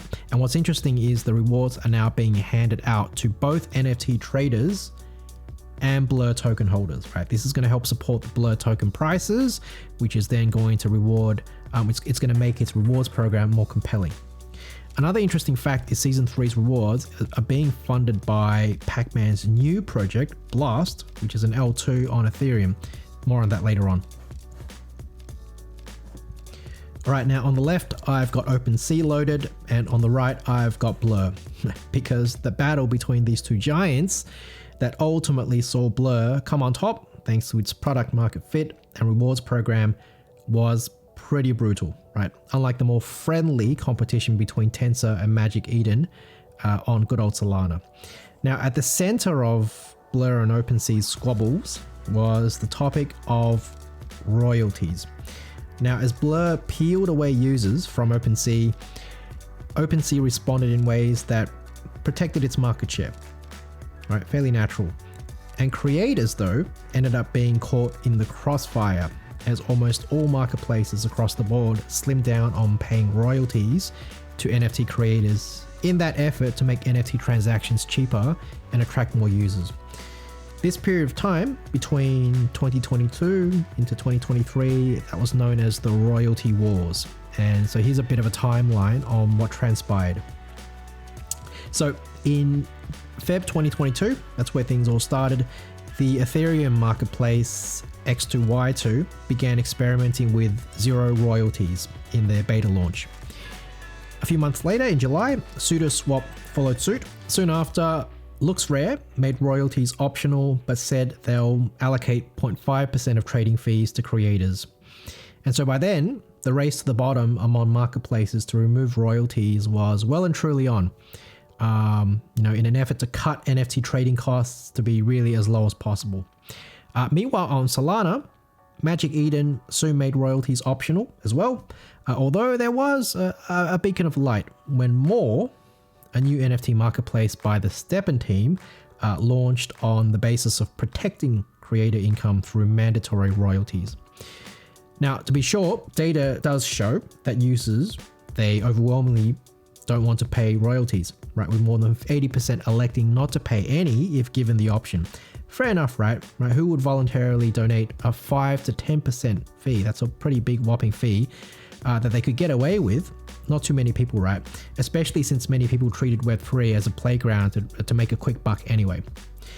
And so NFT marketplaces knew that users would naturally exodus fee mandating marketplaces towards cheaper marketplaces where royalty fees were optional. And that's just the nature of the beast. But the problem is, without creator royalties, there is no art, right? Artists, they need to get paid to make a living. Heck, the whole selling point of Web3 for artists in the first place was that artists are fairly paid for their work. By having smart contracts remove the need for potentially exploitative, greedy, and unnecessary middlemen, right? And so there was this tension, right? This tension between NFT marketplaces, right, wanting to do the right thing by enforcing royalties, but also at the same time making trading NFTs as cheap as possible to attract users to their platforms, especially as competition was becoming so cutthroat. Now, in an ideal world, marketplaces would all come together and come up with some sort of a pact that would enforce royalties for everyone, all the players in the NFT marketplace game, because that's what's ultimately going to ensure that there will continue to be quality NFT projects populating these NFT marketplaces in the long term. But as per how Prisoner's Dilemma always works out, tend to work out, individuals often choose to compete and backstab instead of collaborate together, even though that collaboration is the most optimum long-term outcome. Well, hey, it's human nature, it is what it is. Part of the problem is actually the technology itself. On Ethereum, royalties were almost impossible to enforce on-chain using Ethereum's main NFT token standards. So ERC 721 and ERC 1155, these can easily be bypassed through something called NFT wrapping. But there has been some progress in this area with a new token standard called ERC 721C, which is able to enforce royalties on-chain. All right, now things between OpenSea and Blur really heated up between the end of 2022 into the first half of 2023. OpenSea, they wanted to enforce royalties, they wanted to do the right thing, but besieged by multiple marketplaces competitively, X2Y2, Looks Rare, and now a new challenger in the form of Blur that was quickly gaining traction. What OpenSea did was they released something called the Royalty Operator Filter Tool that creators can use to block their NFTs from being listed on NFT marketplaces that don't enforce royalties. And this actually really polarized the community. Even though some people applauded OpenSea for protecting creators, others said that this tool flies in the face of Web3's tenet of openness because it restricts where NFTs can or can't be found. And it didn't help that OpenSea tried to force creators to adopt it by turning off royalties on new collections that didn't use this tool, which has the dual effect of, number one, enforcing royalties, which is a good thing, right? But number two, protecting OpenSea's own market share. How convenient. So you can see how polarizing this development was. Adding insult to injury, because OpenSea was already kind of mistrusted in the community for being a relatively centralized marketplace. In fact, they had banned creators from certain places in the world, right? Which is not good optics. And so OpenSea kind of shot themselves in the foot by releasing this new royalty enforcement tool. I guess you can call it that, an enforcement tool for royalties. And this pretty much expanded an attack vector that became quite hard to patch up. So between November 2022 up until Blur's token launch in Feb 23, Blur delivered a successive number of blows against OpenSea. There wasn't much mercy, right? In mid-November, Blur exploited OpenSea's reputation for being centralized, while at the same time highlighting its own low fees. In fact, zero marketplace fees, may I add, right? Which is quite admirable given that these marketplace fees is an NFT marketplace's main source of income. Now, in late December, Blur also committed to a minimum royalty fee of 0.5%, with the seller being able to set higher ones themselves. A month after that, in late Jan 2023, Blur actually found a way to circumvent OpenSea's royalty operator filter that had been blacklisting Blur and other marketplaces for not enforcing royalties. A fortnight later, on Feb the 14th, Season 1 of Blur concluded, The team gave out those 360 million Blur tokens to its community, rewarding thousands of NFT enthusiasts who referred users to the platform, provided liquidity, all that jazz. And with Blur's momentum seemingly unstoppable, the team kind of rubbed salt into OpenSea's wounds just 2 days later by urging creators to block OpenSea, right? Don't use OpenSea, because OpenSea's current policies meant that creators couldn't earn royalties on OpenSea and another marketplace like Blur at the same time. Now, I won't go through the details of that argument. You can go read Pacman's methodical blog article on this and decide for yourselves whether this was warranted or unnecessarily antagonistic. 2 days after that, on Feb the 18th, so this was 4 days after Blur's token launch, OpenSea finally caved into circumstances, right? And they overhauled their entire fee system. There were going to be no more marketplace fee, right? Meaning the loss of their main revenue, which is pretty brutal. But things were looking pretty dire and they had to look competitive. They had to do something to stay in the game. And they moved to a mandatory 0.5 royalty model as well, the same as Blur. So in a nutshell, I'll say that OpenSea did try to protect full royalties with its royalty operator filter tool for creators, but there was warranted suspicion from the NFT community on the motivations of the team, right? OpenSea really needed the wider Ethereum ecosystem. That includes Blur, X2, Y2, Looks Rare, all the other marketplaces on Ethereum to essentially come on board, form a cartel of sorts to adopt OpenSea's tool. And there was just too much competition and just not enough goodwill and trust. And so ultimately it didn't work out, right? And the real losers ended up being the creators and the artists. And then in August 2023, right, OpenSea formally sunsetted its royalty enforcement tool. All right, so that's the quick story with Blur. Definitely a lot of similarities between Blur and Tensor's journeys. In a nutshell, both teams saw a gap in the market for pro NFT traders back in 2022.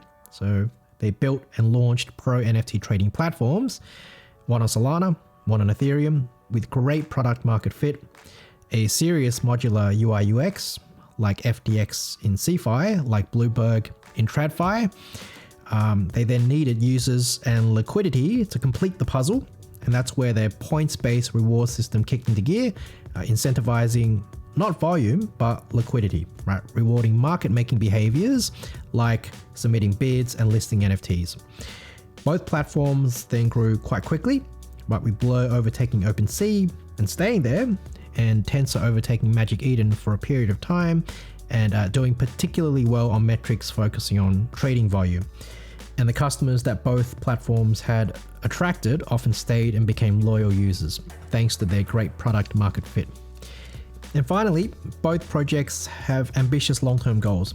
Tensor wants to become the base liquidity and financialization layer for NFTs on all of Solana. For Blur though, Pacman has gone on to identify other gaps in the crypto market, launching compelling products in those areas and then integrating Blur in. So in May 2023, he and a couple of others, high-profile people within crypto and Web3, they launched Blend. This is an advanced lending protocol for NFTs. Blend is literally short for Blur lending, right? The value prop behind Blur revolves around the fact that one of the interesting things about modern assets like property, like equities, is to have available powerful financialized products, right? Such as the ability to borrow against the asset and buy them with just a small down payment. So for example, you can borrow money against your house, right? Essentially take out what's called an equity loan to buy more real estate, right? This is the secret sauce for a lot of people who want to build a property portfolio, and it is indeed the secret sauce for how the wealthy become ultra wealthy, or at least stay wealthy. They know how to strategically leverage debt.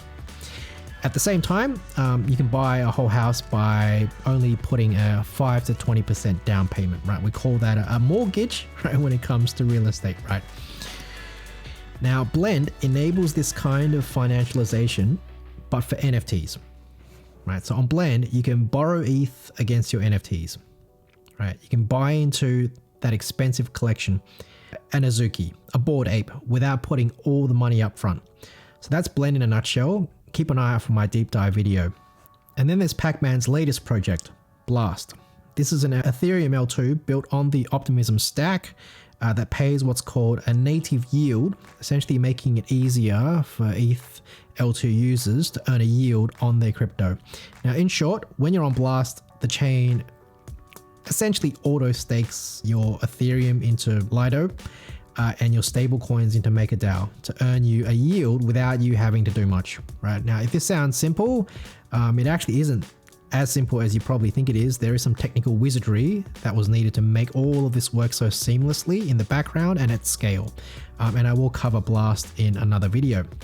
And so that's what Pacman's been up to.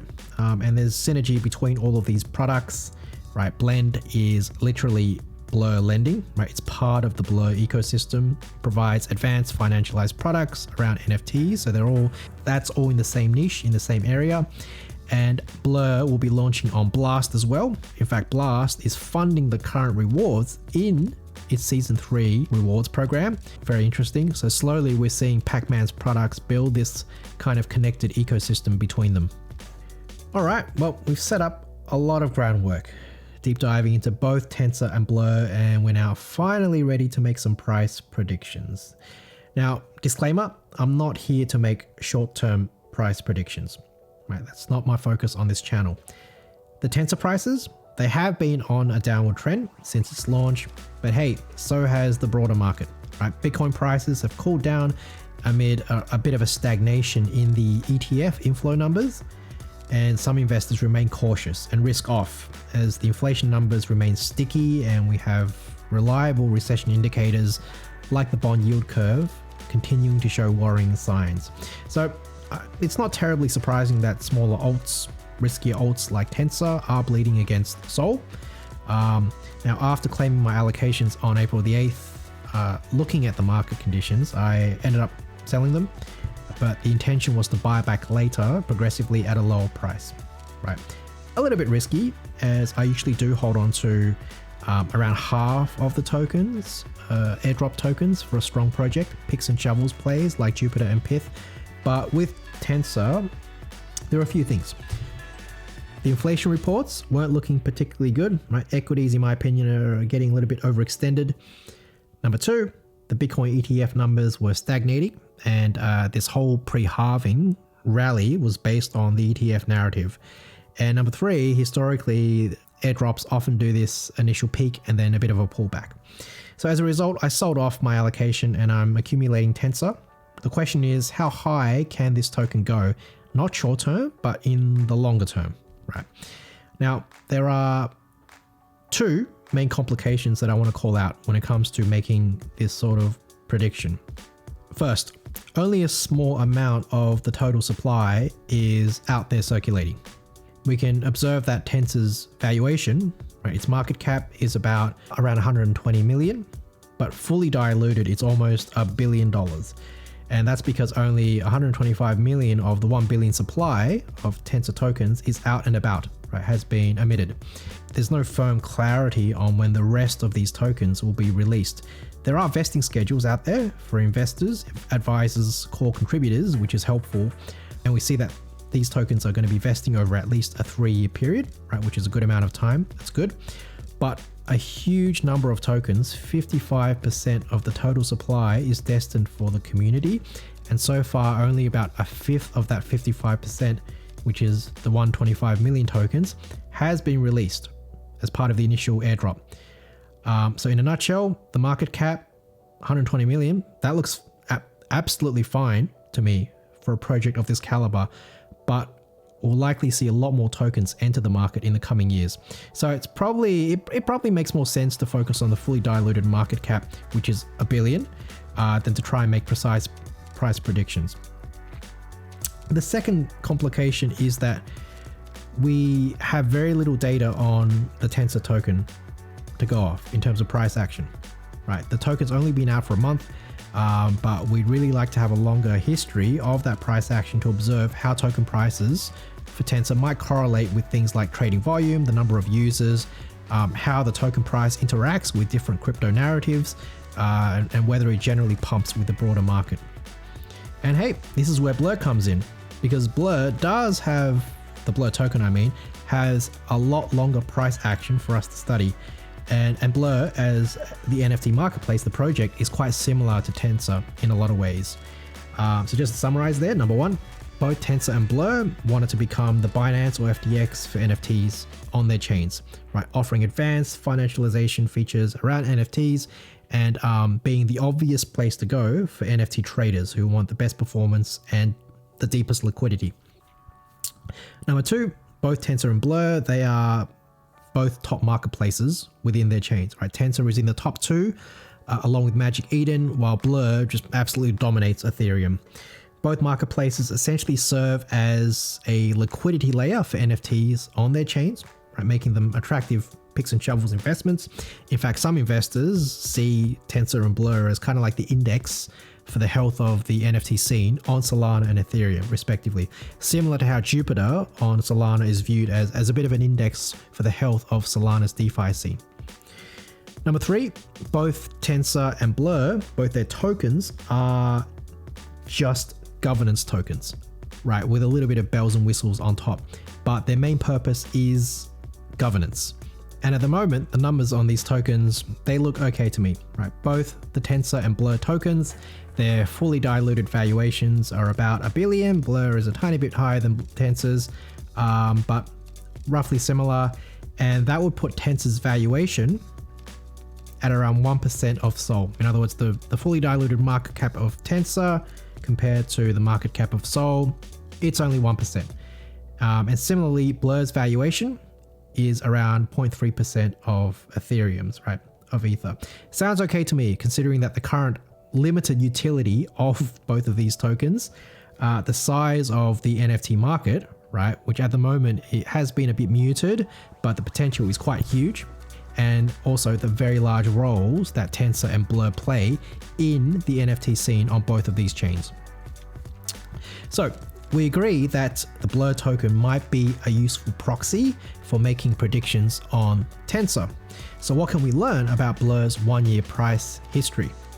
Well, the two main callouts I want to make is, number one, Blur's price action is affected by user activity metrics, such as trading volume. As volume goes up, that usually means a pump in Blur's price action. Not all the time, but there's this general correlation. And that's important to note because some people might not expect this behavior given the main utility of the token is governance. Looking even deeper, if we compare the price action of other Ethereum NFT marketplace tokens, such as the tokens for LooksRare, X2Y2, both of these platforms launched in early 2022. If we go all the way back to 2020 to Rarible, a bit of an OG NFT marketplace on Ethereum, they have their own token. We also see this connection between trading activity and the price of its governance token, right? So very interesting. And number two, we notice that Blur's token can pump, and it can pump pretty hard actually, alongside a broader move in the market. Even when its NFT trading volume doesn't necessarily increase that much, right? So in October 2023, as you may know, Bitcoin exploded off the back of the spot ETF speculation, the frenzy there, and the Blur token, like many alts, followed that move. Quite a big move actually, even if the NFT scene itself remained fairly muted this entire time. So the two takeaways for me are, number one, as long as the Tensor NFT marketplace can maintain a strong position in the Solana market, right, with a good number of users, transactions, volumes, I think its token is going to do fine. And number two, in a broader market move, right, if Bitcoin pumps, if Solana pumps, right, if Ether pumps, there's a chance that Tensor and Blur, they will pump alongside. All right, so with all of that said, let's now summarize the bull and bear cases for Tensor. And the logic I'm going to use is going to extend to the Blur token as well and other NFT marketplace tokens too. So in the bull case, where number one, I'm going to assume Bitcoin does a market cycle blow off top, somewhere above 100K. Number two, Web3 sees its own renaissance that sees the NFT scene go mainstream with the Web2 crowds, right? With NFT use cases being based more on supporting useful dApps from DeepIn, gaming, tokenizing real world assets, what have you. And number 3, extra utility is added to the Tensor token that makes it really compelling to hold the token in your wallet as a user of the NFT marketplace, right? If we have that sort of bull scenario, I can see Sol doing at least a 5x from here, right? And I think, and to be honest, I'm being a little bit conservative, but I think at least a 5x from here, and Tensor doing a 10x or more from where we are today. Similar story for the Blur token. If a lot of people, especially institutions, flood to ETH and start to uptake Blur and blends advanced financialized products for NFTs, if we have Blast taking off big time and taking a good chunk of the Ethereum L2 market share, I'm expecting good times for the Blur holders as well.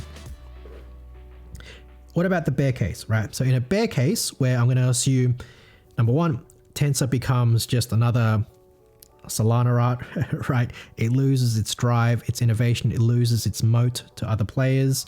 Number 2, Web3's mainstream moment, it doesn't materialize, right? And if that's the case, chances are the NFT scene is going to continue to languish. And number 3, the broader macro scene collapses, right? We go into another crypto winter and just a recession more generally. Then we could see Bitcoin return to 30K. Solana could go down to $20, $30 or even under, and the broader alts would just completely collapse, right? With the valuation of, in this case, Tensor, I would say dumping to 90 to 95% or more, that could happen. So those are my benchmarks for the bull and bear cases, and the actual upside or downside for Tensor. So what I think is more likely to happen is probably going to lie somewhere in between those two extremities.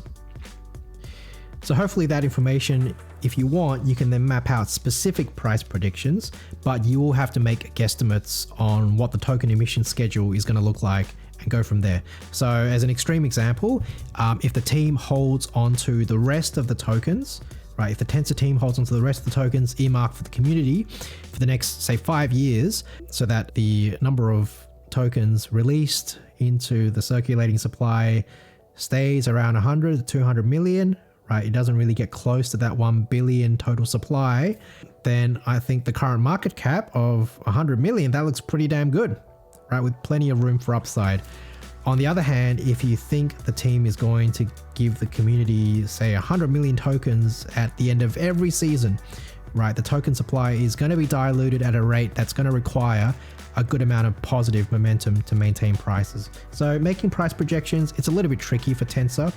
The price action, we don't have much price action, so we have to use Blur as a bit of a proxy, grab some observations and insights there. Just as big of a hindrance is the fact that so little supply of Tensor is currently out, and so that makes it difficult to make precise price predictions because we don't know exactly how these tokens are going to be released going into the future. But hey, it's not going to stop you from making your own projections if that's what you want to do, but you're going to have to make some assumptions. All right, I have rambled on long enough. If you have a question or comment, or if you actually stayed and watched this entire, I presume, going to be 2-hour video, please drop a comment. I'd love to hear from you. Let me know what you thought. Feel free to follow me on Twitter as well, where I post a lot of Web3 and crypto content that I often don't hear on YouTube. Stay safe, keep learning, and always watch your risk. I'll see you guys next time.